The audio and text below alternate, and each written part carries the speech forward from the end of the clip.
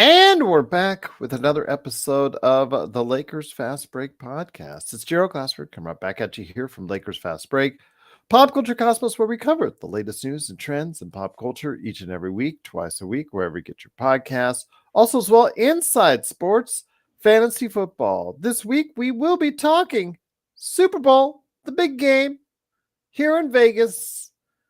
Crowd's already flowing in for the big game.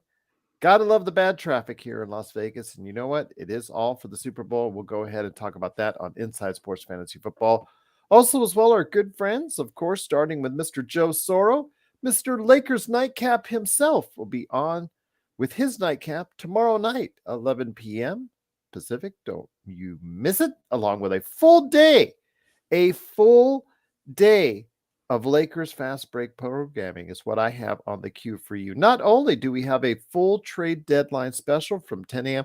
I know Blue, and I know there was some people out there that did want us to go on even earlier. If I can, I'll certainly try. We'll see. We got a full day, though. At least 3 hours of programming for you for the NBA trade deadline, 10 a.m. Pacific to 1 p.m. Pacific. Also, as well, of course, covering the Kobe statue unveiling at 3 p.m. We're going to go for an hour there. And then, of course, our usual pregame, during the game with playback.tv / Lakers Fast Break, postgame, and, of course, Lakers Nightcap with Joe Soro as well. So hopefully we can go on the air for quite a bit with you right here at the Lakers Fast Break, but also Joe Soro, who'll be on here shortly. Simblades, because he's running his Simblades, simblades.com, Ox1947 at LakersBall.com.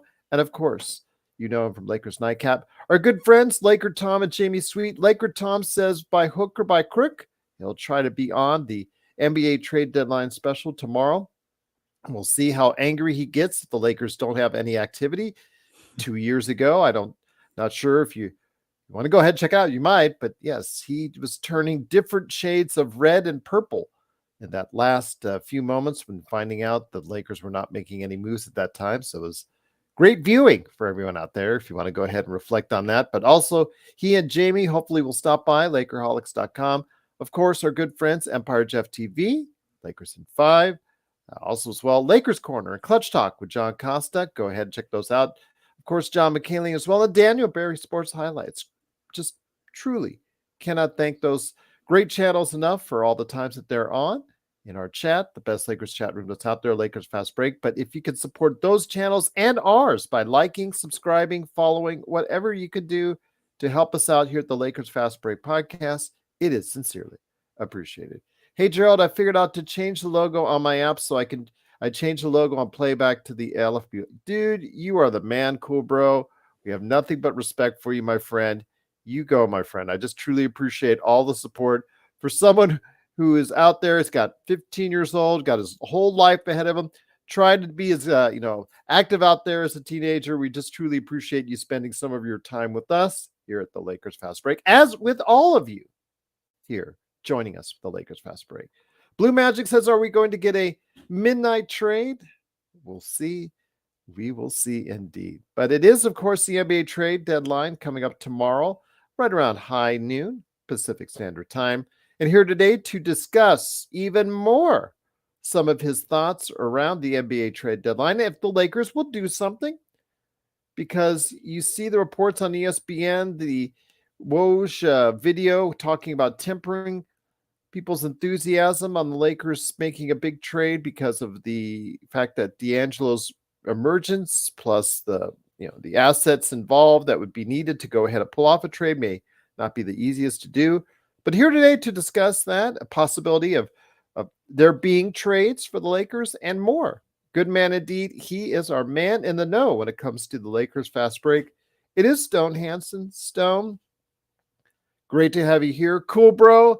We truly appreciate the support. He's changing his Twitter logo to ours on X. So thank you so much for doing that. And we truly appreciate your support. But Stone, you've got much to say about the NBA trade deadline still. Some options, some thoughts, some theories. You've got the floor, my friend. What are you going on? What's going on with the Lakers? And what do you think might happen for the NBA trade deadline? Yeah, we'll see. I mean, obviously, I can't predict the future, but I'll do my best to sort of lay out the different options that the Lakers might have.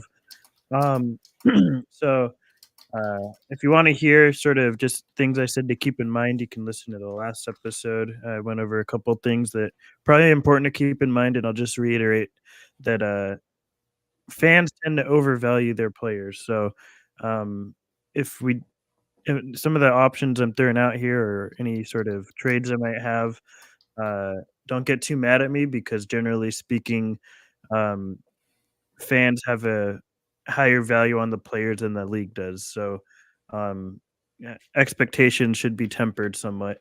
Uh, I'll start off. Made sort of a list, not necessarily all players that the Lakers are going to go after, but players that I think are probably going to be available.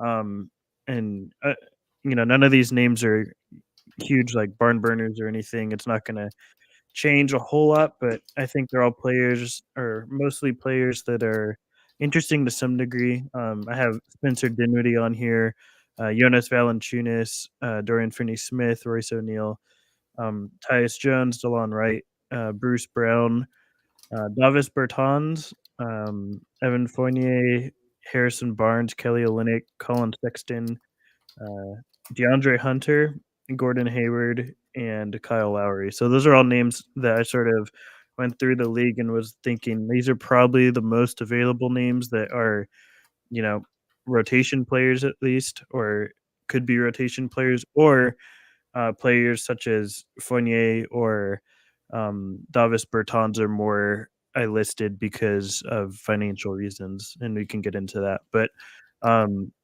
so those are players that I think are likely, or at least I would say have about a 50% chance of being traded. So I wouldn't guarantee that they're going to be traded, but I think they're pretty available if a team were to be interested in them. Is how I'll put it. I Uh, love Hernan's. Well, I want to say I love Hernan's thoughts here. This is a Laker Tom Deluxe. He was thinking about trading Wood for a true legitimate backup center and a 3-and-D wing. And I said, if you could do that when Wood only has a minimum contract, I would say some magic right there. I would personally nominate Rob Pelinka as GM of the year, GM of the decade, if he could do that. So, yes. Yeah. I'd love Yeah, having you here, Herndon. that'd be I'd be excited about that. Um, so I'll go through a couple or some of the Lakers players in terms of their availability and how I see it. Um, so obviously you have LeBron and AD. AD's not going anywhere. LeBron's not going anywhere. Like I said, it's not impossible, but it's as close to that as you can get. Um, I think that D'Angelo, Rui, Max Christie, and Hood Schifino and Wood are all sort of clumped together to me as the most available players for trade. I think all of those guys, uh, to some team or another, might hold value. Yes, even Christie and Hood Schifino. Despite what I think about them, they are still young, and the league values that to some degree. Not saying they're going to value that a whole lot. They're not. They're more just deal sweeteners than more than anything. But nonetheless, I view them as available.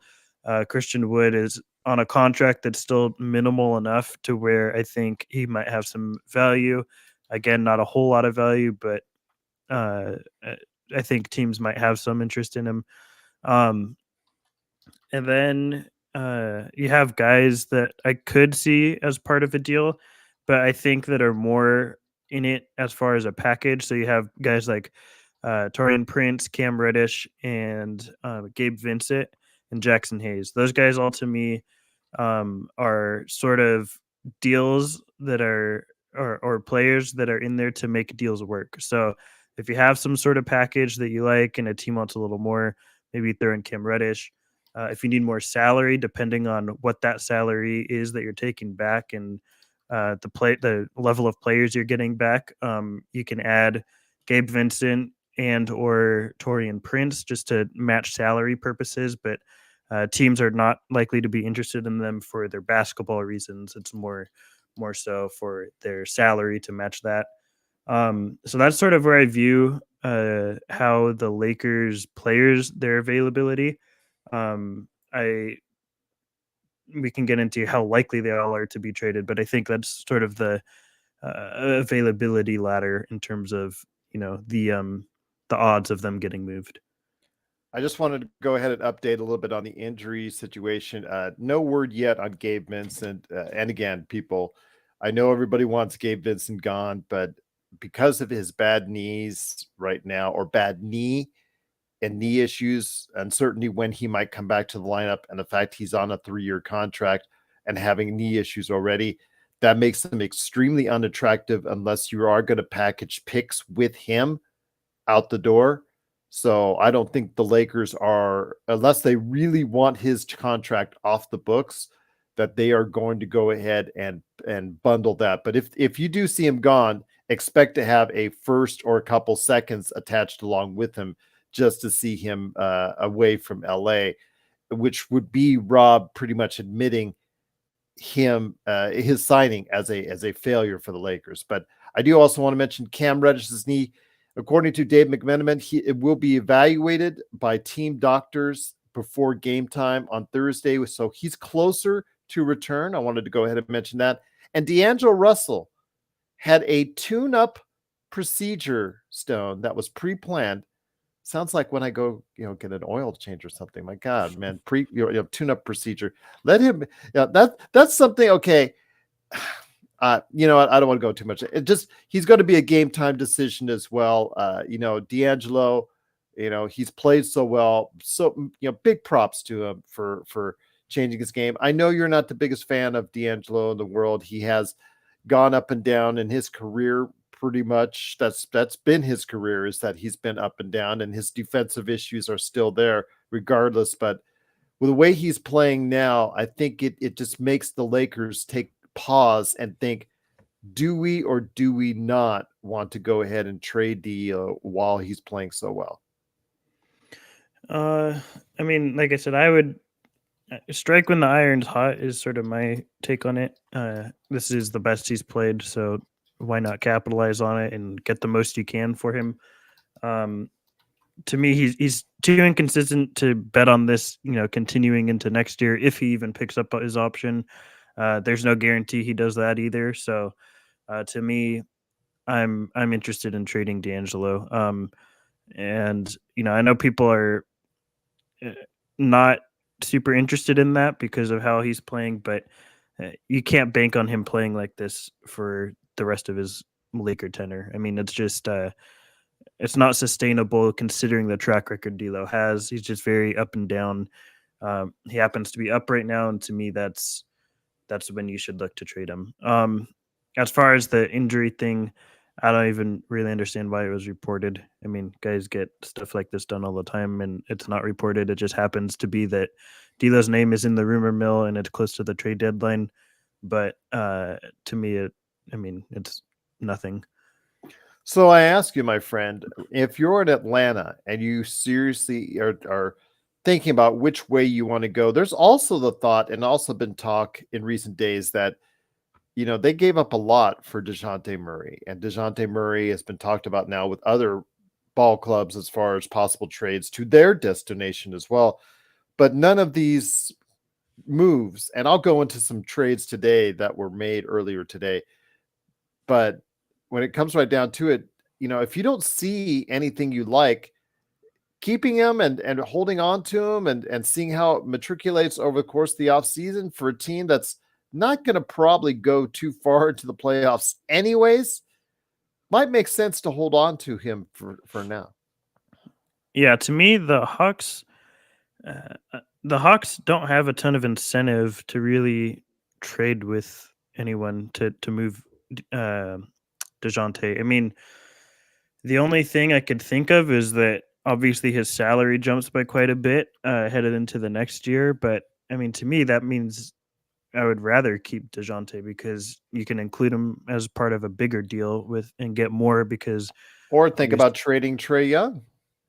we'll see. Yeah, I would like Trae Young on the team. I don't think the Hawks are ever going to trade Trae Young. I think he'd probably leave on his own volition or he would request out. But um, Yeah, Dejounte, they just traded a 3 first, 2 swaps for him last year. I know people, and I agree that his value has gone down. Excuse me. You're not gonna be able to recoup what you paid for him at this point. But I also think you can get more than just D'Angelo and possibly a first. That's to me fairly beatable by other teams in the league. And the Hawks just don't really have that much incentive to me to really do that. The other thing, excuse me, real quick. And yes, go ahead, my friend. No worries. No worries. You're Sorry, gonna I be got okay. something in my throat or something. Yes. But yeah, so they don't have a lot of incentive to me to really move him. It's more just a lot of things, are this is how the rumor mill works. If it is really on the table, because generally speaking, when there's this much smoke, there tends to be some spark of fire. Um, and that's everything anyone's talking about. Is that's probably the biggest rumored trade throughout this deadline is a Dejounte to Lakers deal. But so I would be interested in trading for him for a couple of reasons. One is, like I said, D'Angelo's playing the best basketball of his career. Trade him while he's doing that because it's not going to last forever. Um, D'Angelo also is not guaranteed to pick up that option headed into the summer, so you might just lose him for nothing. And I hate doing that. I hate when assets just walk out the door and you get nothing in return for them.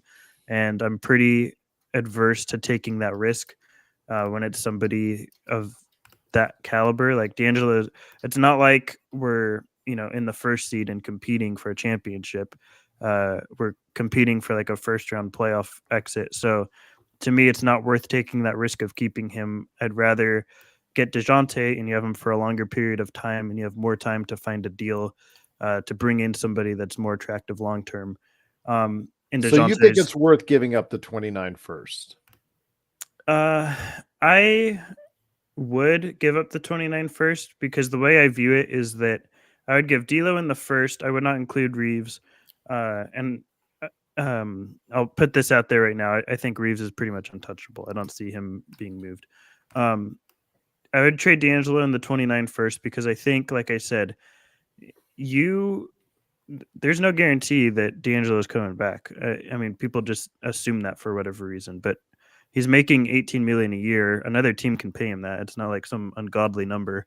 Um, so if he were to leave, then you're stuck without his salary and him as an asset, and you just have your picks, and you're hoping you can put those around, a couple other like Rui Hachimuras and stuff. That's not really going to get you a ton, and put them around Reeves maybe.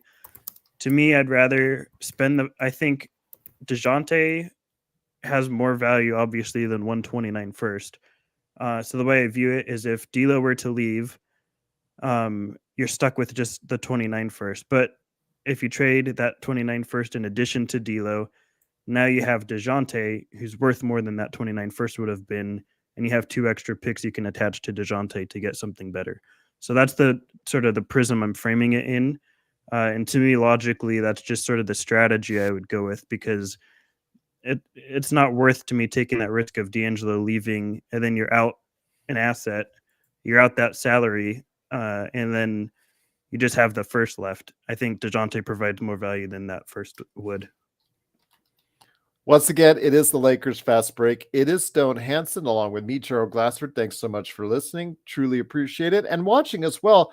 Please make sure you like and subscribe to get the latest notifications on when we go live on the air with the latest Lakers Fast Break podcast.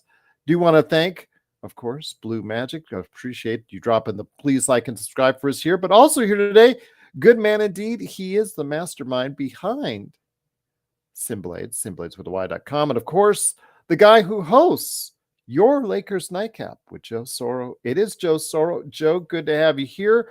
Cool Bro is asking me to start this day on a different note. Do you like K Earth 101? I can't do that. That's just too high for my voice. Sorry. Hurt your ears on that one. K Earth 101. There you go. Second time around was a little better. No, That's I like don't listen to terrestrial radio anymore. Not since 2007. You know what's so funny? Because I actually listened to it when I was in California for like 5 minutes, and I was thinking to myself, My God, the songs on K Earth 101, and Stone knows this because he's from Cali. The songs there now that they play now, the songs I listened to when I was your age, cool bro.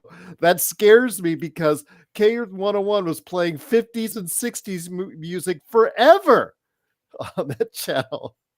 So, my God. So, Joe, getting back to the NBA trade deadline, I just saw. I was telling everybody out there a report from Woj. She went on the air, and I just trying to read in between the lines on the tea leaves he was talking about as far as the Lakers, out there, so fans tempering their enthusiasm on getting a bigger contributor than what most people will see projecting out for the NBA trade deadline. As far as the Dejounte Murrays, the Bruce Browns, those higher end role players / starters that may make some difference for the Lakers, but he was trying to temper some enthusiasm based off of A, the assets the Lakers have, and B, the rise in play of D'Angelo Russell. With all due respect to D'Angelo Russell, unfortunately, he's not a big enough asset to bring back someone who would warrant a shape-shifting type ability. The league in general doesn't have anything. And anyone with a little bit of intelligence knows this. It's so bad right now that the noise in and around the league right now is down to the Lakers are interested in Donovan Mitchell in the summer. What the hell is that going to do for us now? And how is Donovan Mitchell available for the Lakers in the summer? Who concocted that idea and why? What would the Lakers have? Let's just say everybody plays well, but we lose, right? Because obviously, if we win it all, we're not going to be looking for Donovan Mitchell in the summer. But let's just say D'Angelo plays well, Austin plays well, Rui plays well. Obviously, LeBron and AD play well, and we still don't win. Now, does that make sense? Like, there's a bunch of stuff there that doesn't make any sense. I'm thinking if all five play well, maybe there is a shot. But playing well, and for the radio people, I'm putting the bunny ears on the side, like Dr. Evil. There's how can someone tell me how the Lakers are going to get Donovan Mitchell with the money he's making? How? Oh, I got it. We're getting 2 more first-round picks. Yes. And what else? D'Angelo Russell, who's going to maybe be a free agent? Rui Hachimura? Austin Reeves? Folks, I want you guys to really, really, really listen to this. I know you want positiveness. Believe me, everyone wants positiveness. Everyone wants the new shiny toy. There is no new shiny toy. It's just not there. It's not there, and it's not coming. The shiny toy is not there. The Lakers got the shiny toy in 2018 when LeBron decided to come to LA, and then they got the shining new toy about, 13 months, 14 months later when AD demanded a trade to LA. Those are our 2 shiny toys. And what we need now is we need to make sure to get maybe a little bit of stuff around those things to put around those shiny new toys. But that's been somewhat of a problem too. So with that, now it's time to just take all those toys and just tell the kids, guys, we can't afford any more toys. Okay. This was the next big thing. This was the big thing here. And then you got another big thing. And then the rest are, little Lego things here and there that you can put together. That's it. That's it. That's the only thing we can afford right now for you to play with. Down the line, maybe we might be able to get you something, but we're going to have to wait.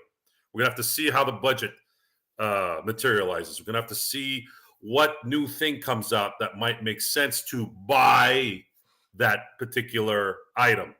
You see how it correlates, folks? See how that makes sense? So the Lakers have really a few options between now and tomorrow at, I believe it's 3:00 Pacific time. And that It's is 12. It's 12. 12. It's 12. Okay. 3 Okay, so Eastern, 3:00 Eastern time. Got it. Okay. So 12:00 Pacific time. Their option is they got to figure out how to use certain second round picks to get maybe a backup, serviceable backup point guard. Why? I think we've said this before. They got a trash can this offseason, wasted the MLE on one. So I'd like to see if we can get at least that. I don't think we're going to be able to get a big unless by some miracle there's a big that gets bought out and we pick them up off the waiver wire. Well, buyout market, I should say. Sorry. I don't know. And is Jackson Hayes, are we giving up on Jackson Hayes now after he's had a few good games? That's something to wait on. But I'd like to get a backup point guard, if possible, that could be somewhat serviceable because they don't really have that. Anything that can help LeBron not have to control the ball, not only in just the health purpose, but we saw what happened in the fourth quarter against Charlotte when he started playing LeBron ball. It stagnates the team. LeBron is talented enough to play off ball, folks. He can do that, and I think we need to support that.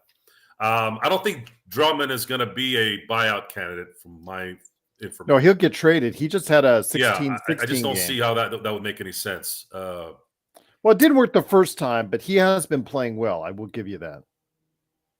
The first time we had him around. Didn't work out exactly quite well the last time.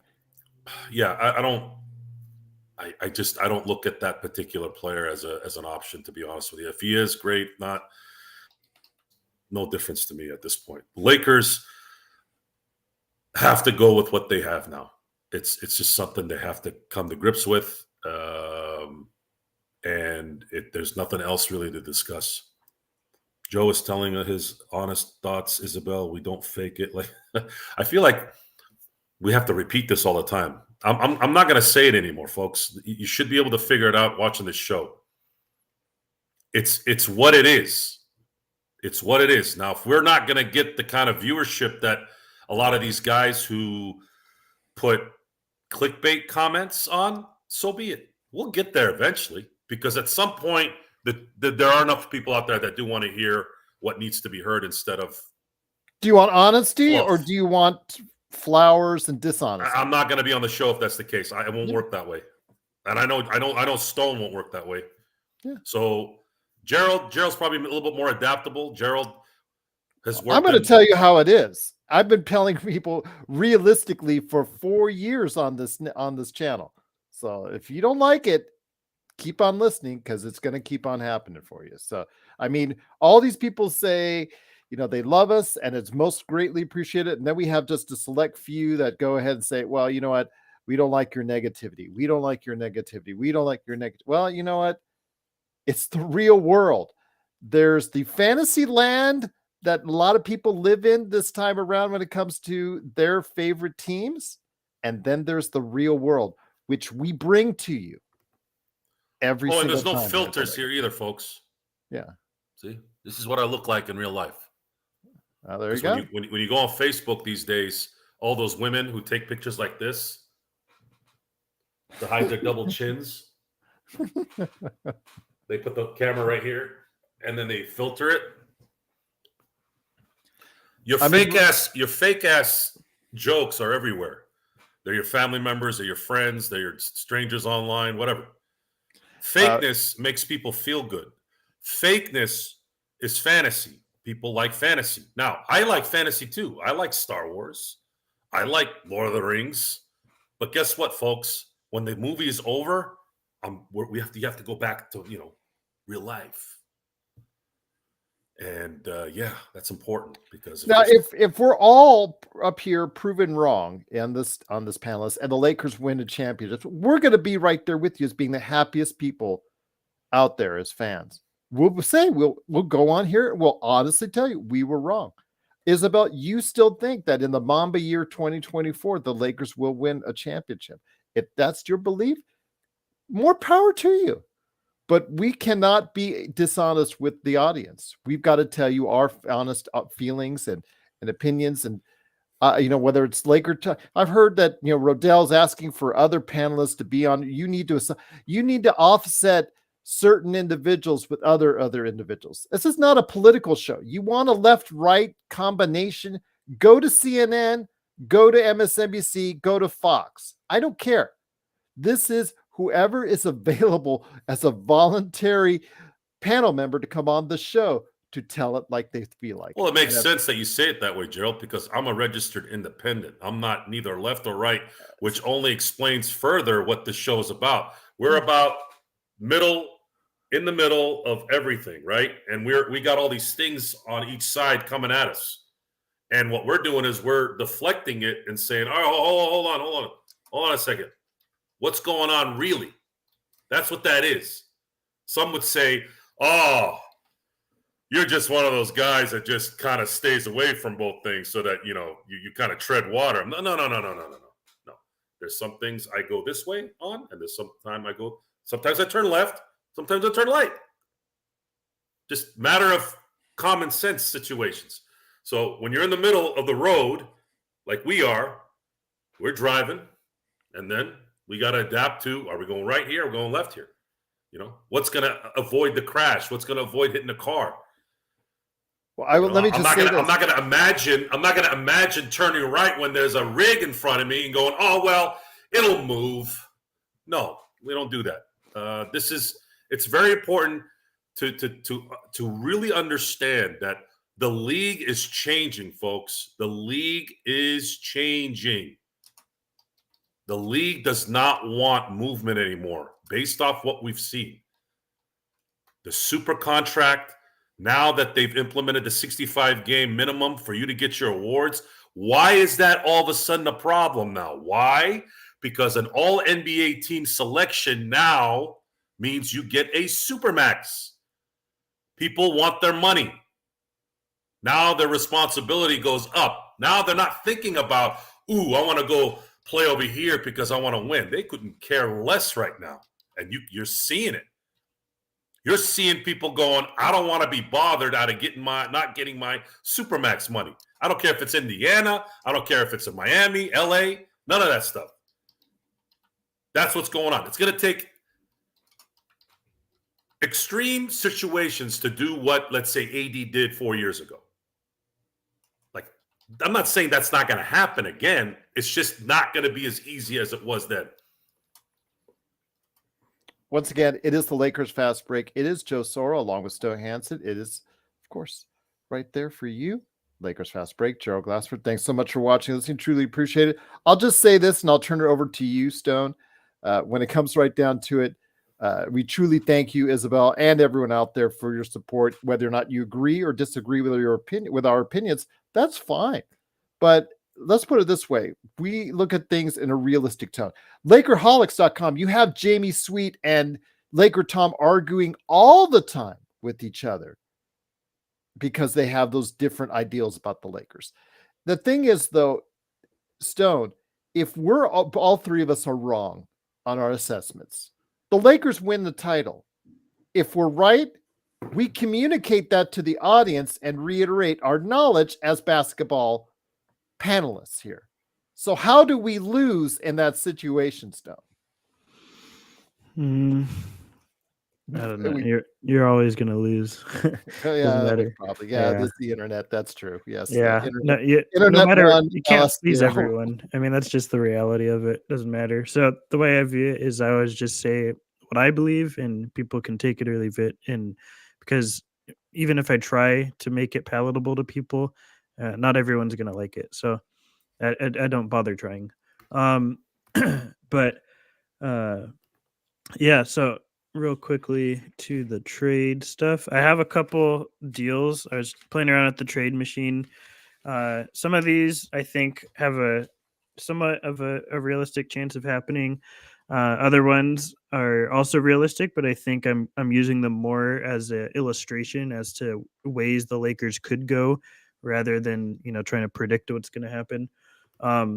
So I mentioned this one yesterday, I think, where it was, I don't know, I might have mentioned it, but Rui Hachimura and Christian Wood for Evan Fournier and Quentin Grimes is a trade that I was sort of messing around with. I don't really know how realistic it is. I kind of don't think it is because I don't think Quentin Grimes is as available as people say, but I put it there more as an illustration to say that maybe you can use somebody like Rui to take on expiring salary because Fournier will be a team option headed into the summer. You can That would be a decline. good deal. I like that deal because of that flexibility that it gives you over the summer. Yeah, it gives you $18 million in space right there. You have a younger guy, Quentin Grimes, that's still on a rookie contract. Oh, not the player, Darren. Not the player. The contract is what everybody when it comes to Fournier. Yeah, I'm not interested in Fournier taking up a roster spot. I'm interested in him leaving a roster spot and his money off the books. So it's more financial purposes, and you're getting a young guy in Quentin Grimes. Again, I'm more saying this as a way to illustrate this is a thing the Lakers could look towards, a route rather than necessarily this specific trade. But it opens up financial flexibility, and I think that's something if the Lakers are viewing this year like we are in terms of it's a pretty small chance or a zero chance really that we're going to actually win the championship. They can look towards financial flexibility and set themselves up in the future rather than go after names that are going to marginally help us. I don't think that's how the Lakers view this, but I'm just throwing that out there as a possibility. The other thing is Bruce Brown. That's every name's talking about that. I know right now Utah's the big name. That's probably where he ends up. But Bruce Brown, he can't be aggregated with other salary. That's just the way his contract is structured and different rules within the CBA. So I think somewhat realistic Bruce Brown deal would be like Rui Hachimura and Hood Shafino and a second for Bruce Brown. I don't know. I mean, Toronto has an affinity for 6'9" guys, but I don't know if that's enough. I feel like another team could outbid us there. And likely, like I said, Utah probably ends up with them anyways. Let's see. A couple other ones I had. The Nets is a big thing to watch because there's a lot of variations that could go on there. I think the Nets are probably the most likely trade partner that we end up with tomorrow. And everyone wants it to be, let's get Dinwiddie and Finney Smith and Royce O'Neal. I think it's more likely we get one or two of those guys than all three. But I think that we have a decent chance at getting one of them. Again, it's not going to shake things up that much, but a couple variations I came up with was that, in order to really get all of it, if you wanted to push that narrative, which again I see as unlikely, would be D'Lo, Rui, Prince, Wood for Dinwiddie, Finney Smith, O'Neal, and 2 firsts. That's not a trade that a lot of people are going to like, but you're going to get more firsts and potentially set yourself up with more flexibility in the summer because O'Neal and Dinwiddie are $30 million that are expiring in the summer. That's something to keep in mind too. Finney Smith of those three is the only guy that's going to have money beyond this year. O'Neal and Dinwiddie are both expiring deals.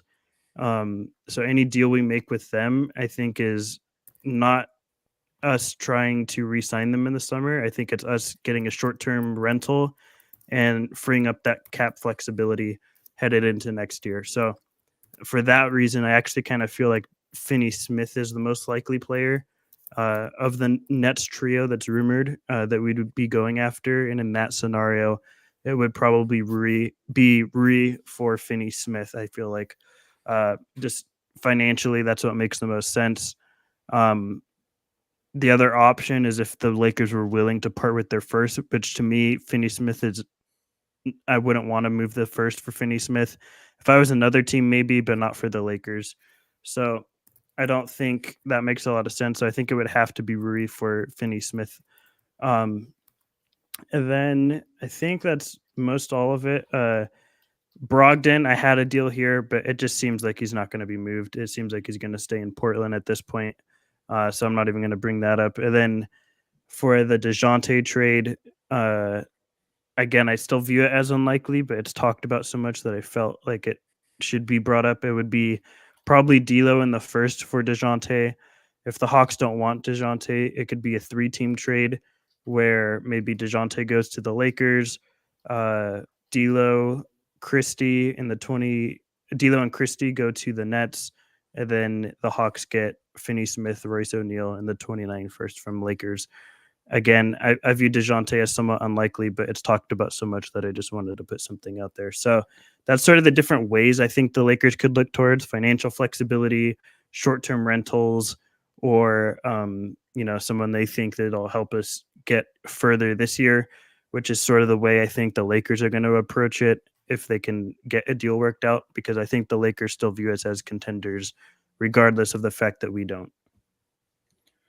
Once again, it is the Lakers Fast Break. It is Stone Hansen, Joe Soro, and myself, Gerald Glassford. Thanks so much for watching this thing.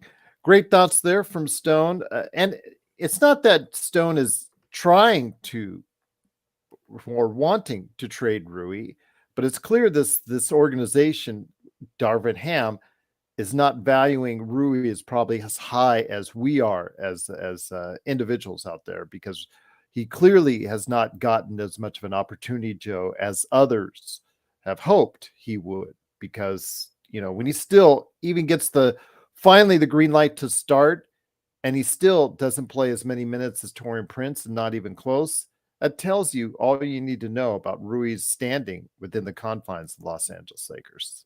I'm going to throw this out there. It's probably not likely, but let's just say it is, just to start up some excitement here.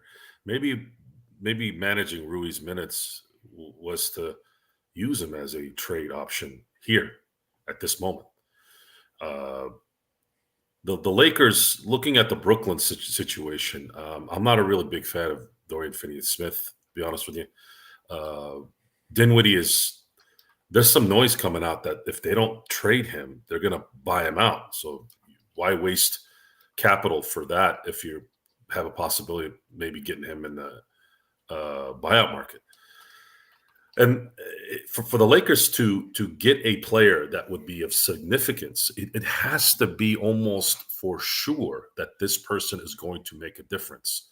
There's a few players out there that would do that, but not very many. And I don't know if it's possible. Somebody like Alex Caruso, heck, even to some degree, maybe Schroeder, but I just don't see Masai just taking a couple of second-round picks for him, or at least maybe he's going to wait till the end, until it's really done. Then maybe there's an option there. Whether it's the Lakers or not, I have no clue. The LeBron pushing the ownership to do something. I'm always being told that LeBron is a smart guy, right? LeBron has this IQ that apparently is like Isaac Newton and Albert Einstein. That's what I get told all the time about his basketball IQ. By putting pressure on the Lakers after what he did in the West, being a part of the Westbrook push, you would think that he'd be smart enough to shut his trap and just play basketball at this point, considering that push destroyed his chance at winning championships. That's the problem with LeBron throwing up things with his passive aggressiveness, because he's actually a big part of why they're not winning championships right now, due to his decision making. The Lakers and the NBA in general are just not in a position right now to move something here, unless it's so covert, where there's a big name. Let's use Donovan Mitchell again, where Cleveland gets this unbelievable package for him. But who is going to send someone to Cleveland and then get back Donovan Mitchell, and then they're going to now be a title contender, or they have a really good shot at being a title contender? Oh, I know one. Oklahoma City. Would Cleveland sabotage this season, which has been a pretty good one for them, and say, guys, we could get 6 first-round picks from Oklahoma City, and Oklahoma City can say, screw it. Let's go after a championship right now. Right now. Not likely, but there's assets there that might make it work if it was an option. But it's not really. I don't believe Cleveland would want to move. Why would you want to move at this point when, with the way the East is, how do you not know that Cleveland just doesn't hit their stride and all of a sudden get to the Eastern Conference Finals, especially with Embiid being injured now? I don't trust the Celtics, especially after the way we played against them. I don't trust the Celtics. I never will trust the Celtics. They don't come up big when it matters. Milwaukee, we're seeing what Milwaukee's doing, but the same thing happened with the Clippers earlier in the year when there was this whole change with, I know it's a coach versus a player, but sometimes it takes a minute to get things going. I'm still going to wait to see how that plays out. But regardless of that, you still have an East bracket that's just not consistent like it always is. Denver kind of just coasting again. Clippers are playing up. They're playing up right now. But how do you know Kawhi's not – how do you know if Kawhi's going to make it through another 5 months? What is it? February, March, April, May, June. That's 5 more months that Mr. Kawhi Leonard has to play without injuring something. And just like the Celtics, those things usually even out at the end from their history. So it's better for you as a Laker organization right now to bring something of some kind of depth and value, a little bit of value, backup point guard. If you can find yourself someone that might be a useful big to add to maybe a little bit more rebounding, just a little size, sure. But roll with this team because you never know. You might get lucky, LeBron and AD and the Lakers. You might get lucky. What if someone gets injured on Denver, a prominent player? Oklahoma City's too young, so I'm not really worried about them yet. And then the Clippers, they're the Clippers. James Harden, we've seen this thing before. And the further you get into the playoffs, Russell Westbrook gets worse, even when he was in his prime. So there's a chance of those things happening more than the Lakers bringing in some kind of miracle player between now and 12 p.m. tomorrow. So you might as well just roll with what you got. Learn from your mistakes. Learn from the biggest mistake you've made for the organization. Roll with the guys you have right now. And if you don't get it at the end, hey, you still made the right call. And then in the summer, you'll have a few more assets. You'll have some options on doing some improvement here and there. But that's it. That's all you guys got. This is what it is. Also here today, good man indeed. He just popped in here to talk with us about the NBA trade deadline. It is Laker Nick. Laker Nick, great to have you here. Want to mention again, we'll be on the air starting at 10 a.m. for sure tomorrow. I may go on earlier. We'll see. But 10 a.m. to 1 p.m. Pacific time. Go ahead and join us for that for a whole day filled with the Lakers Fast Break. But Laker Nick, great to have you here, my friend. I wanted to ask you this. When it comes right down to it, the Lakers, they have a lot of needs, but not a whole lot of assets. And I think people are forgetting that we don't have as many assets this time around at the trade deadline. So it's a situation where you go to the store, Laker Nick, and you see all these cool things that you want, but you check the wallet and you realize you can only get so much. That's exactly right, Gerald. And salute to Stone and Joe. I'm just here to underscore a few things that have already been said.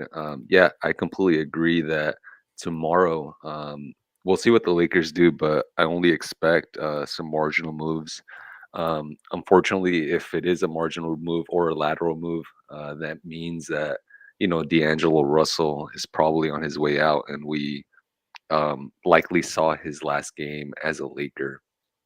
And so the Lakers, as you mentioned, Gerald, they just don't have enough assets to bring a championship level or a star player to the roster, as you were asking the question, I was just thinking to myself, um, the position that we were about a year ago and how the Kyrie Irving situation and the trade was going down there.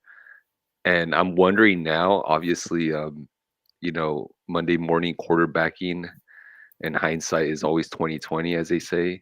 If we should have made that trade back then, obviously Kyrie Irving has his own issues, but a scoring point guard, someone that had already played with LeBron and is proven to win alongside him. I do have my doubts whether that was the right move to pass up on him. Again, I'm not sure how concrete that trade proposal was, but the rumors were that an offer was out there and the Lakers just didn't want to bite. The thing though I ask you, let me bring it to you again, Nick, before I hit it back to Stone. When it comes down to it though, it just you've seen him with Dallas when those games he's played with Luka have been encouraging. They're only a 500 team with those two in the lineup together, and it has been limited with Kyrie Irving in the lineup because he's doing his thing again where he misses almost half the season. Yeah, and Gerald, I think he's far from being a perfect player. And actually, just to state something more like globally, and I know Joe has mentioned this before, but if we ever made a Kyrie Irving trade and the position that we find ourselves now, it all stems back to the Russell Westbrook mistake, right? Where we gave up a lot of value to bring back a player who ultimately ended up, depleting so many resources. And so the Kyrie Irving trade, although, we would be getting a star player in return, as you mentioned, Gerald, it would be an imperfect player, but it would be as a result of a very serious mistake with the Russell Westbrook acquisition. So I ask you, Stone, as these major trades are happening today, okay, there's not many, but Xavier Tillman to Boston, and then Fontecchio goes to Detroit, and then Monty Morris. That may be the low-key move of the day. Monty Morris to Minnesota for Shake Milton and Troy Brown Jr. That's it so far, my friend, as of this recording. So I ask you, what do you see on the horizon for the NBA trade deadline out there, my friend? A lot of these kind of moves. I think it's going to be a lot of quantity over quality is how I would expect tomorrow to go.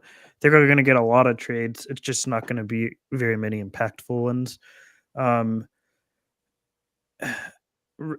So with like the Xavier Tillman trade, people see 2 seconds and Xavier Tillman and think that's a bit of a buy low, that the Celtics got a good deal. In one sense, yes. In the other sense, people I think often don't understand like the cap and financial situations. The Grizzlies had to trade Xavier Tillman, otherwise they would have to sign him to an extension this summer, and they'd be up against the second or over the second apron. And they have the new CBA essentially set up a hard cap for the NBA, a hard salary cap, where if you hit that second apron, your team is screwed. You have no flexibility to trade. You're not allowed to put any contracts together. You can only trade one contract at a time. You're not allowed to put contracts together to make any trades. You cannot purchase anyone on the buyout market. The tax rates for the team is way higher than it ever has been, among other stipulations and rules and penalties. So essentially, you're stuck with the team you have until contracts expire once you hit that second apron. So teams have every incentive to shed salary. That's going to be the name of the game moving forward for the next several years. Is teams have to make sure they're under that second salary apron. As you saw with Xavier Tillman, they let him go for 2 seconds. They don't want to keep him. They don't want to extend him. They'll hit that second apron. And I would expect Luke Kennard's move tomorrow as well because his salary is up there. They want to try and get below that. Maybe Luke Kennard's someone the Lakers look at. I'm not sure. Maybe you have Prince and Vincent and you add like 4 seconds or something. I don't really know. But there's going to be a lot of these types of moves to shed salary for expirings, or give it to players that or teams that have traded player exceptions that can absorb their salaries. So there's going to be a lot of that. I think that as I mentioned too previously with a lot of the Laker trades, I think people in the comments seem to be thinking these are trades I want to happen. They're trades I am mentioning because I think it's more to exemplify different routes and things the Lakers can consider when trading. Not necessarily I want these trades to happen or I'm predicting that they'll happen. It's more that I'm trying to help people understand that there's different routes the Lakers can go and can configure things to prioritize financial flexibility or setting up for draft picks or getting better in the short term, however it may be. I think we're going to see a lot, like I said, of a lot of teams are not going to be buyers. We're going to have a lot of, or excuse me, the other way around. A lot of teams are not going to be sellers. We're going to have a lot of buyers. And the problem is it's going to congest the market. The NBA is an economy. The NBA works like an economy. And the economy right now is 100% a buyer's market because there's so many sellers. Nobody right now is buying. It's so congested. Everyone wants to be able to at least make the play-in. Everyone thinks they have a chance to do that. It changes a lot. So a lot of teams are gunning for that rather than realizing they have no chance and selling off their team. So you're probably going to see things like, maybe Bojan Bogdanovic on the Pistons. He's someone that really makes no sense there with their timeline. He's been on the trade market for like 3 years now or 2 years. He'll probably stay on the Pistons because the Pistons are going to view him as a salary that's flexible. They'll get him off the books. They won't have to take in longer term money and get towards that second apron. So everything is, I think that the hardest thing people, or the biggest thing people need to realize is that every trade is not what you're viewing as on the court. You're not matching on court play for on court play. That's not just how trades work. A lot of it has to do with financial circumstances. And once you read up on the CBA and understand how salary cap works and everything, you start to begin to realize that a lot of trades have financial incentives behind them rather than simply swapping on court production. And I think that's sort of going to be the biggest thing to keep in mind headed in tomorrow, and the biggest factor in why we're going to see a lot of little trades and not a whole lot of big ones. But there'll be a lot of, like I said, quantity over quality, I feel like.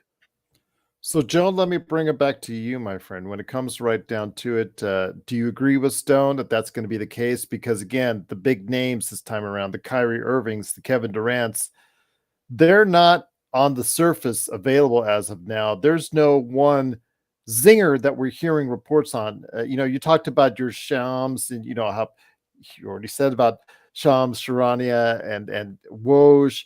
They're not reporting much out there as far as some really hot takes. In fact, even the other reporters out there are not reporting any big names being on the marketplace right now. So is it going to be a lot of rotation players, backline players being moved up, leading up into the Thursday NBA trade deadline, Joe? Yes, I agree with Stone on that. The league is the parity in the league is also a big culprit of this. What is the purpose, let's say, of Kyrie going to LA? Let's say, use that as an example. What if Kyrie went up to Dallas and said, "Hey, trade me to LA"? What would LA have to do that? They'd have to gut their depth and do the 3-man circus thing again. And the Lakers want to do that. That's better with Kyrie versus Westbrook, but Kyrie isn't particularly a good defender, right? What is our main problem in LA? Defense. So for them, it doesn't make sense. And then you go through guys like Donovan Mitchell. He's another one, great offensive player, not really a good defender. Jimmy Butler, is he over the hill? Does Miami want to trade him? Do they think they can make another run? there isn't that player that would make a difference. And really, that's not why you would do this. The deadline trades, other than, I've said this before, other than Rasheed Wallace in 04 and Clyde Drexler in 95, that trade is not for the big names being traded at deadline. Don't usually produce, oh, wow, now it's going to springboard to a championship. That's not really what the Lakers are supposed to be doing anyways. They're supposed to be figuring out if there is the right players to implement with the stars so that they can make a run. And it's much more difficult now than I can remember. It's just not, there isn't that guy. They didn't win the title that year, Gary. That was the following year. But Powell was a generational shift trade. My opinion, the Powell Took trade them to the finals, though. True, but I'm talking producing a win. And in the Lakers situation, it wasn't like the Lakers in 08 where they had time to kind of go on a run that was extensive. The Pau Gasol trade was the greatest trade, I believe, in Laker history. Some have said, well, what about Kareem? What about Michael Thompson? No. Paul Gasol coming to LA changed one of the all-time greats' career. You don't get Paul Gasol in 08. I don't know if maybe Kobe wins one more, but not at the dominance that they had in those 3 years that he was there. AD is a good one. I think it's just because of titles, 2 titles to 1 It's not title. just the titles they won 2, right? And they went to 3 finals, but it was Kobe was going nowhere. Kobe was going nowhere without that trade. Bynum wouldn't have lasted. His body would have broke down whether Powell was there or not. And it just changed everything. It gave Kobe 3 years to really show who he really was from his talent and winning standpoint, with him being really the front guy. For someone like me, I never considered the Shaq years Shaq's team. I think that's a stupid comment that unfortunately those 2 guys birthed. Shaq birthed that. It's my team, it's your team, it's his team. And Shaq doesn't win titles without Kobe. Now, he won one with Dwayne Wade in 06, but we can kind of dissect that 100 different ways on why that series was won the way it was. But I'm not going to get into that because I don't feel like doing that. But the Lakers don't have the luxury of the game breaker trade like most of the teams right now. They just don't. So what teams that are going to be competing for a championship want to do, and what I'm looking at which top 3 team right now, both in the East and the West, are going to go after that one player that could really make a difference. Someone like Alex Caruso, someone like maybe Jimmy Butler. Who? Murray, maybe. Murray has been starting to hear Murray might be going to New Orleans. Maybe New Orleans is like, look, man, we're liking where we're at here. Maybe we put in another guy in here. Maybe we can win a playoff series this time, and maybe if we get lucky, maybe win 2. That's where they're at. It's hard. It's hard because if I'm a GM right now, I'm not really excited about what's out there. I'm not expecting anything big. Small transactions. You're basically shuffling the deck at this point, seeing what will work. We won't know until the second half of the season whether those players will work. It won't be something where you're like, whoa, this matters. I don't think we're going to get any of those. I don't think we're going to see any of those.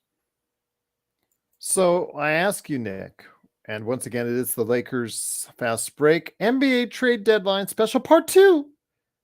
coming up here as far as our preview is concerned. Go ahead and make sure you check us out tomorrow morning for all the live NBA trade deadline coverage.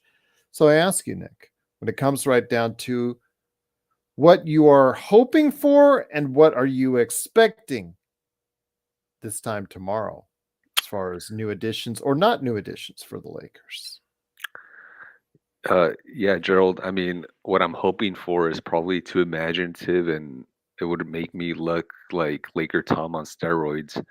But I think that as far as what I'm expecting, I think yeah, to echo what Stone and Joe have already mentioned, I think it's going to be minimal lateral moves at best. I think the roster that we have is largely going to remain intact. I don't think we're going to have a roster overhaul. Largely due to the lack of assets that we have, as you mentioned, Gerald. And the contracts just make it very difficult, right? Like we have Gabe Vincent who hasn't played. He's on a 3-year deal. Like who would want him? You'd probably have to attach a whole lot of value to move his contract. We have Jared Vanderbilt who can't even be moved this season at this trade deadline. Apparently, AD could be traded tomorrow, right, Gerald? But the likelihood of that happening is less than 1%, to put it that way. Yeah. So I expect well, I just want to say my apologies. Reiterating, Jared Vanderbilt is the only individual on the Lakers who cannot be traded tomorrow. Yeah, and he's injured right now. Gerald, I think it's going to be minimal moves. I think Laker fans might be disappointed. That said, I haven't been the biggest D'Lo fan throughout his career, but the way that he's been playing over the past 3 weeks to a month has been, really encouraging. But I know that Stone mentioned that, inconsistency has been a hallmark of D'Lo's career. So if he does end up getting traded, D'Lo, more than likely, if he had remained a Laker, he would probably find himself in a slump, sometime in late February or March, and we would have been, crying, why wasn't he moved at the trade deadline? So, Stone, let me ask you this. I just wanted to go ahead and give everybody an update before I do. The status report, they've just reported as far as for the injuries tomorrow. As of now, of course, the always every day, Davis and LeBron James are questionable with their stuff. Cam Reddish, Jared Vanderbilt, and Gabe Vincent are all listed as out. D'Angelo Russell, interesting enough, after that tune-up procedure, is not even listed on the injury report, Stone. So I don't know what that means, if it's just going to be okay for the game or if it just means that they're not putting him on there because he's of an imminent trade. I don't want to even read into the tea leaves on that one. But again, a lot of things to think about if you're a Lakers fan and if you're the Lakers brass heading into tomorrow. Yeah, like I said, I mean, the D'Lo thing means nothing to me. Like players get for whatever reason it was reported, but players get this sort of stuff done throughout the season all the time, and it's not even reported because it's not news.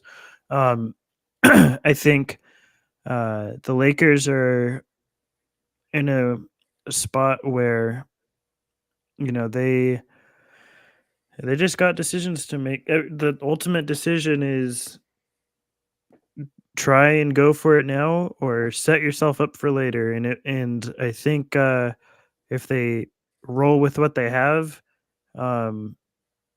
they're sending a pretty clear signal to LeBron that, regardless of what you want, we're going to manage our team the way we want, which is the right thing to do, but also probably incentivizes, I'm not going to say pushes LeBron out the door, but incentivizes him to look at other options. So I think the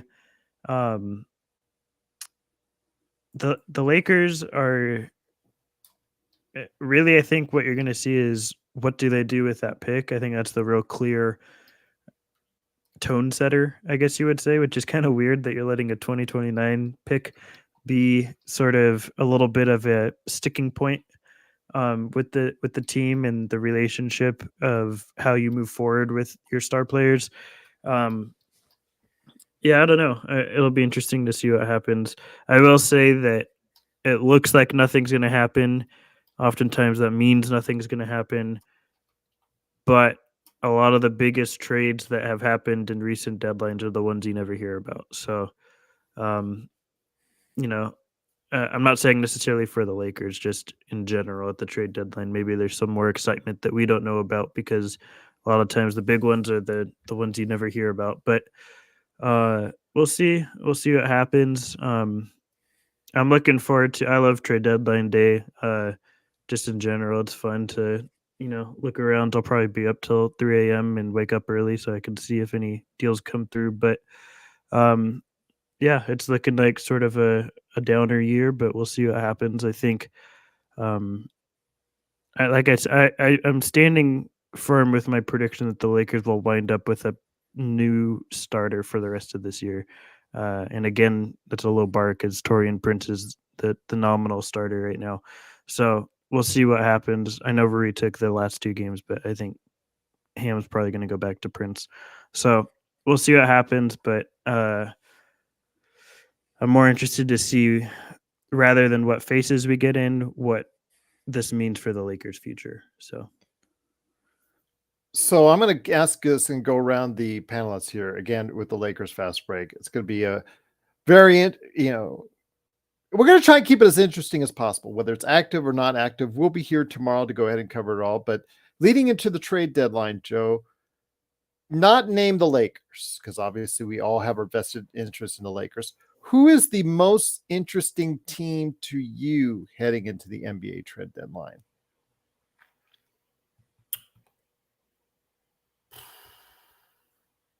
I want to see what Philly does. That's what I said as well. I want to see what Philly does. Do they believe that Embiid might be debilitated? If they don't, they feel like he'll be back and playing MVP ball. They have to make a trade, not a matter of if, so have to.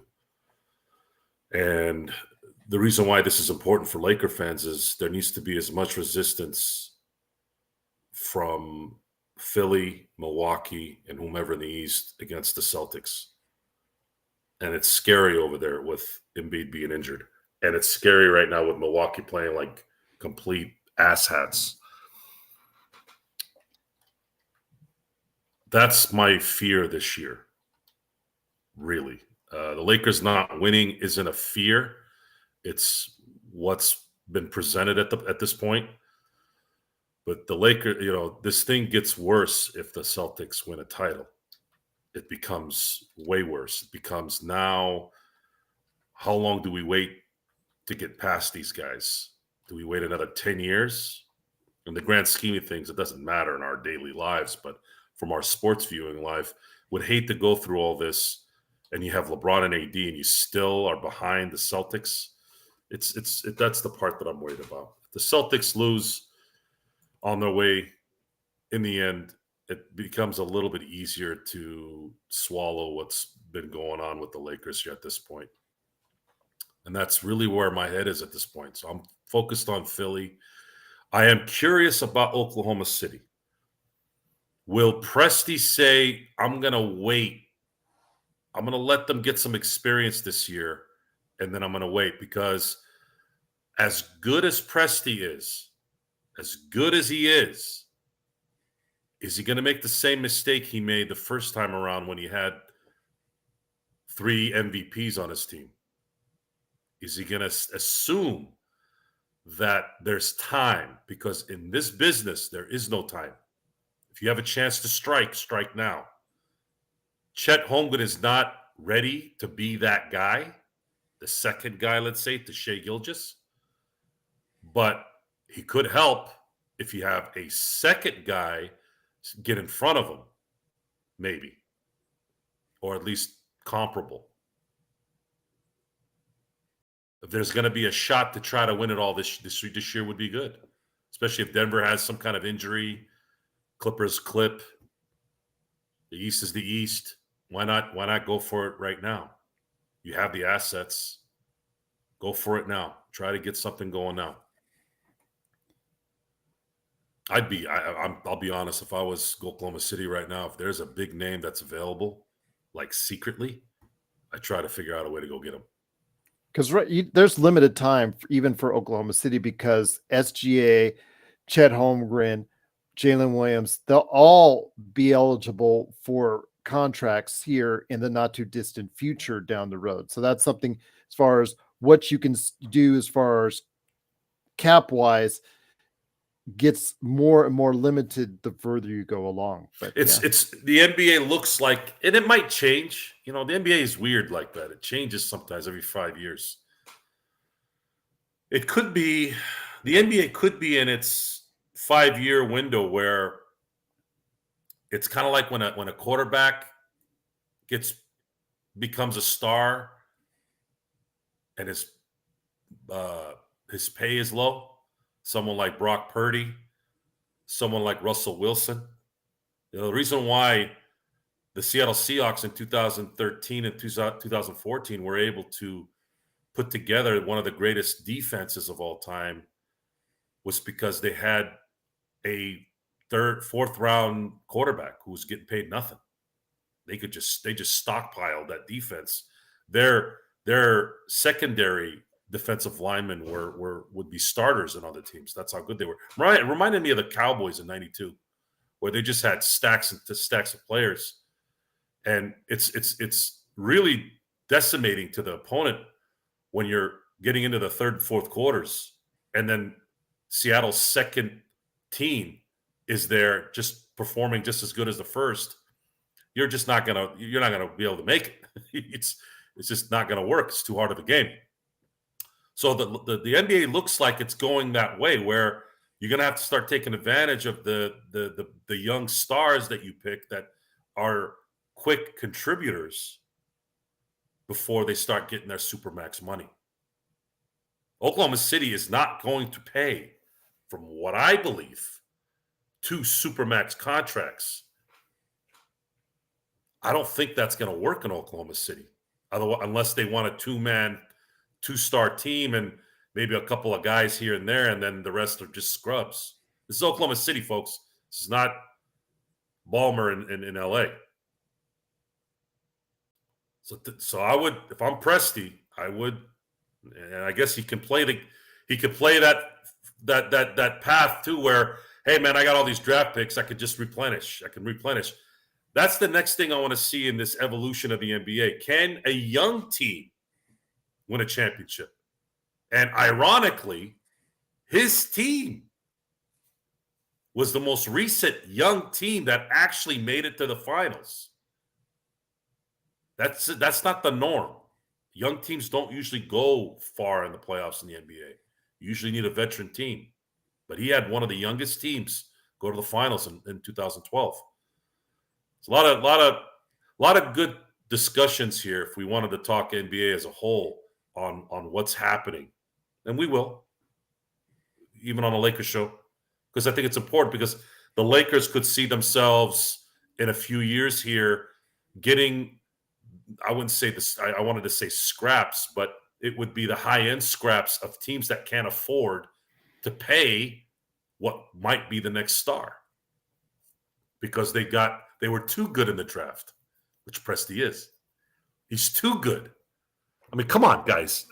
This guy should have been executive of the decade. Durant, which that guy kind of fell. I mean, you're going to pick him second. I don't know if I want to give him all that credit. But then getting Westbrook at 4 and getting Harden, I think, at 3. Those are pretty good ones. 2, 3, and 4. Boom. You got 3 MVPs. And you would have disturbed if that team was the Lakers picking. There would be no Golden State Warrior dynasty. But because you're in Oklahoma City, you got to deal with money situations over there. That might be good for the Lakers down the road, one way or the other. So no, we need Bob Myers, Gary.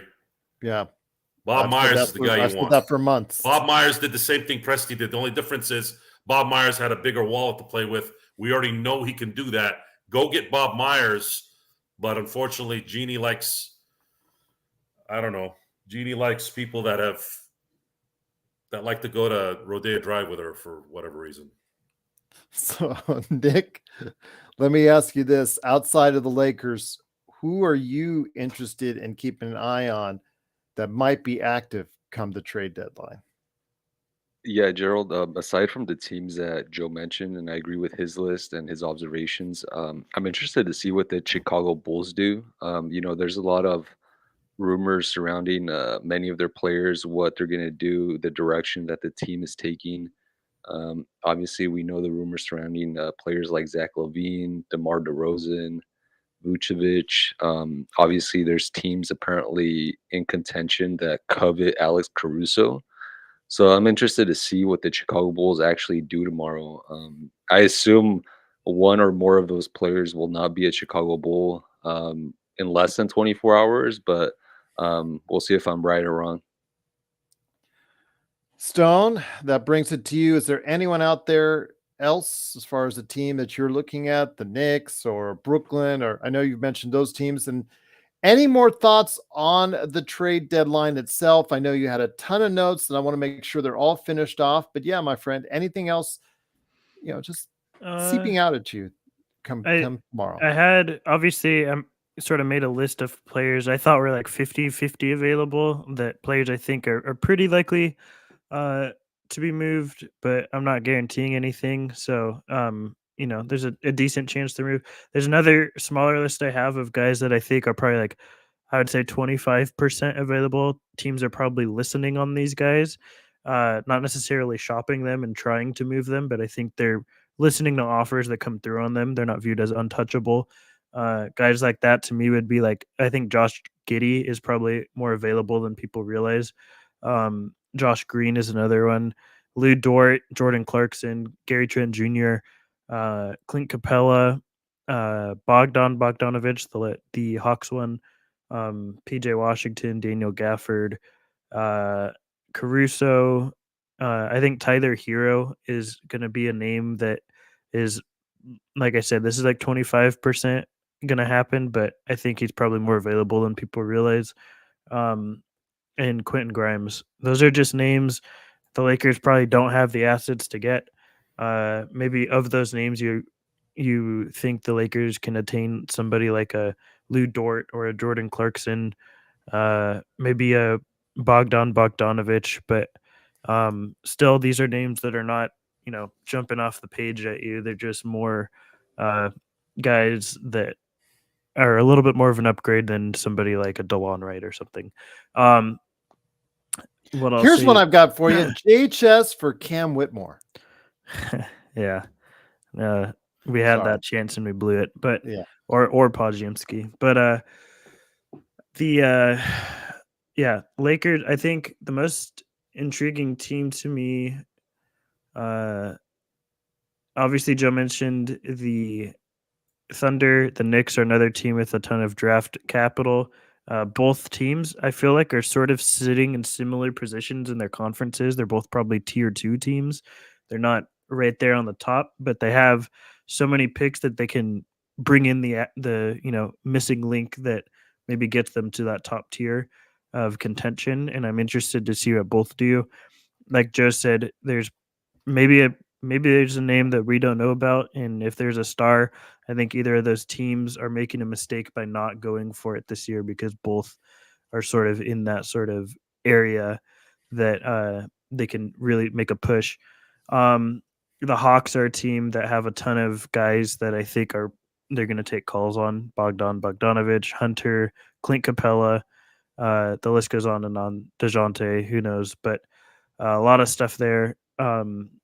The Raptors too are probably the only other team I'd bring in here. They obviously moved off OG and Siakam. They got their trades done early before the deadline, their big ones at least. But they still have some remaining pieces. You got Gary Trent, Jakob Poeltl. Seems they're going for a retool, not a rebuild. So it'll be interesting to see, if they move on from those guys. Yeah, I think that's about it. The only thing too I'll hit on is Joe makes a good point about drafting, and I think that something that gets lost in a lot of conversations is the fact the Lakers have bought this team, not drafted it, and you're seeing the repercussions of that. I think. And you look at the real top teams right now. Most of those teams, at least 2 of their 3 best players are drafted by that team. Teams like the Celtics have Jaylen Brown and Jason Tatum. Teams like the Sixers have Embiid and Maxey. A lot of the top teams are obviously the Nuggets have Jokic, Murray. A lot of the top teams, at least 2 of the 3 best players are drafted by that team. And I think it makes sense when you consider the fact that they've had many years of continuity to grow and expand, and grow with that franchise. It's obviously necessary sometimes to bring in free agents. You can't win it all by drafting alone. We saw the Warriors and Spurs dynasties. They were all drafted with obviously Clay, Draymond, and Steph, and then the Spurs with Duncan, Manu, and Parker. So I think the modern NBA, a lot of it has to do with good drafting, and you can't draft well if you're throwing all your picks at players to get better. So we'll see how it goes, but I thought that was an interesting point that Joe brought up, and I wanted to expand on it a little bit. I'll tell you what, great thoughts from each and every one of you, and truly appreciate everyone out there in the chat, the best Lakers chat room that's out there, the Lakers Fast Break. Again, we will be on the air for sure at 10 a.m. Pacific tomorrow for 3 hours of NBA trade deadline coverage and analysis. If I can get on sooner, I will go on sooner. And then, of course, at 3 p.m. Pacific time, we will be on for an hour to honor Kobe as his statue gets unveiled from 3 p.m. to 4 p.m. Then don't forget our usual pregame tomorrow night, during the game on playback and the simulcast, and of course the best post game that's around, and of course the best Lakers nightcap around will be there for the Lakers and the Denver Nuggets. So guys, I think we had a great NBA trade preview. Joe's looking all spiffy and his little smiling thing going on, his fake smile there going on. All right, there you go. Joe, any last thoughts? You're right, man. What's with the cerebral palsy move there? Wow, it's just like what the heck did you really have to go there? Yeah.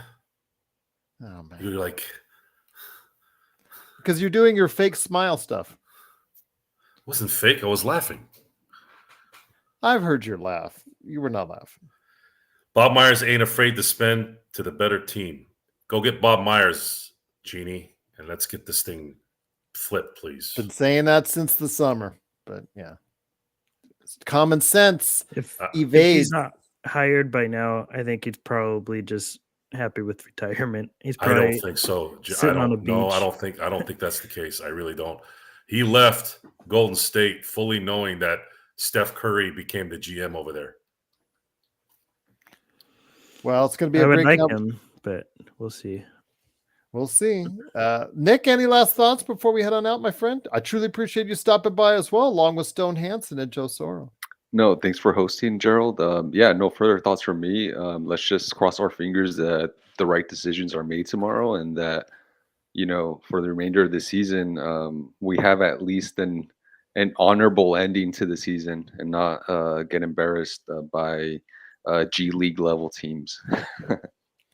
Fair enough, indeed. But once again, it is the Lakers Fast Break. Please join us. Wall-to-wall coverage tomorrow. If you haven't yet subscribed, please do so you get the latest notifications. Again, 10 a.m. to 1 p.m. Pacific, 3 p.m. to 4 p.m. Pacific. Then, of course, tomorrow night, pregame, during the game, post-game, and, of course, Lakers nightcap. So it's going to be a long day for us, but we're doing it for you out there. So hopefully you will tune in and enjoy our coverage. We're looking forward to it. I will try to get Laker Tom. He has said he's going to try to phone in. Yeah, because this year I don't think he'll be able to be on the air like he has been in the past. Phone in. What is this? To become a millionaire? Something like that. Yeah. He's gonna call collect. Or maybe just stream off his phone or something. Why? What's going on with Laker Tom? He's been moving for 4 months. Who moves in 4 months? He's 79, I don't Joe. care how old he is. Joe, I heard you on the nightcap say, is he moving to Kuwait? Yeah, what the hell's going on with this guy? Oh, I'm being it's so serious. Yes, Ugh. Stone was able to move his entire room to Tennessee, so like Laker Tom shouldn't have like that much of an issue. This guy moved across the damn country, and it took him 2 weeks. This guy 4 months. Moving where? Where the hell did Tom move, anyways? Wow. That's up to him. Well, maybe he'll share some thoughts tomorrow, but Thanks for not answering the question. that's because I don't know where Well, he's say you moving don't to. know. Good God, man. Say you don't know. Get prepared for some of this tomorrow, because we might, if it's going to be a slow NBA trade deadline, we'll try to entertain you as best we can, as only we can. Kurt Affair says Laker Tom is walking all of his boxes one by one. Maybe he is. But it is, of course, the Lakers Fast Break. Truly appreciate you joining us. Again, tomorrow, all day, you tune in, you keep us right there with you. And of course, we are glad to go ahead Come on, and make Scarlett. Really? Bob Myers is overrated? Really? Are you just saying that? Come on. 4 championships there, The guy Scarlett. drafted, and by the way, that guy drafted guys late.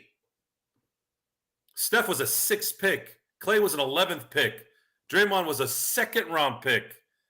3 Hall of Famers, 4 championships. Come on. Come on.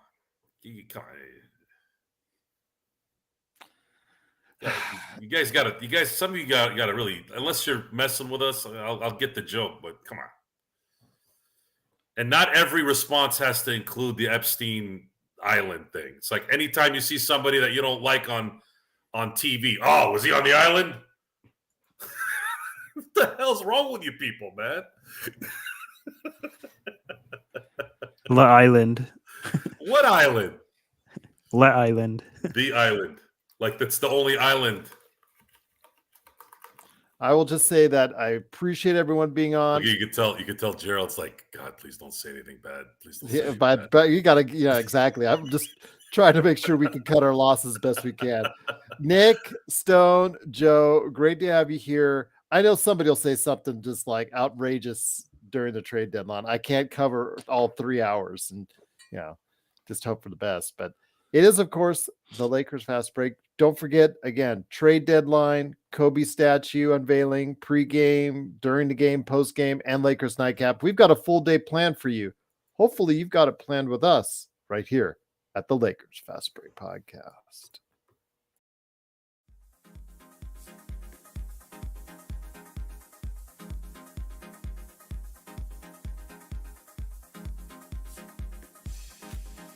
Ooh, the outro is so fancy, schmancy. I know. Did they change it? Whoa. What can I say?